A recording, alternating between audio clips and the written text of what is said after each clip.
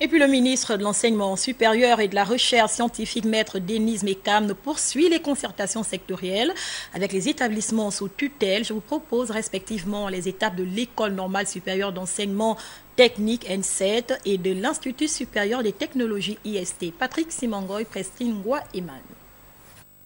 L'école normale supérieure de l'enseignement technique a démarré l'année académique le 8 octobre sans anicroche avec ses 600 étudiants et 38 professeurs permanents conformément au calendrier gouvernemental dont la mise en œuvre est assurée par le ministre de l'Enseignement supérieur et de la Recherche scientifique, Maître Denise Mekam. Cette séance de travail a permis à Madame le ministre de prendre le pouls de l'N7 qui a présenté un plan de gouvernance à la hauteur des attentes de la tutelle. Nous avons rassuré Madame le ministre que l'N7 se porte bien pour le moment. L'année passée, nous avons eu un bilan positif.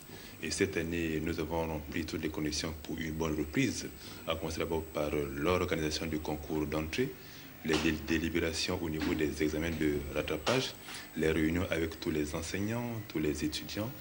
Mais le congément de la tutelle, ce sont que des encouragements. Ça ne peut que nous reconforter. Ça ne peut que nous donner, disons, un bon cœur de façon à ce que nous puissions repartir en avant pour assurer une très bonne année académique.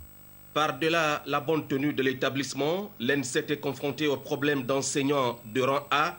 En projet à l'N7, l'ouverture d'une école doctorale pour répondre aux besoins spécifiques. À l'IST, les cours ont démarré le 5 octobre dernier. L'équipe dirigeante de cet institut supérieur de technologie, vieille de 17 ans, a longuement échangé avec Madame le ministre sur les spécificités de cet établissement professionnel qui reçoit chaque année sur concours 150 étudiants gabonais. La réunion avec Madame le ministre a été d'un bon niveau. Et c'est une bonne initiative que Madame le ministre a entreprise depuis son arrivée à la tête du département.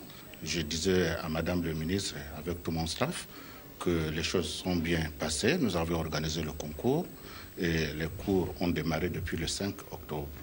Depuis sa création en 1998, l'IST est logé dans les locaux de l'ANFPP Basil Ondimba de Libreville.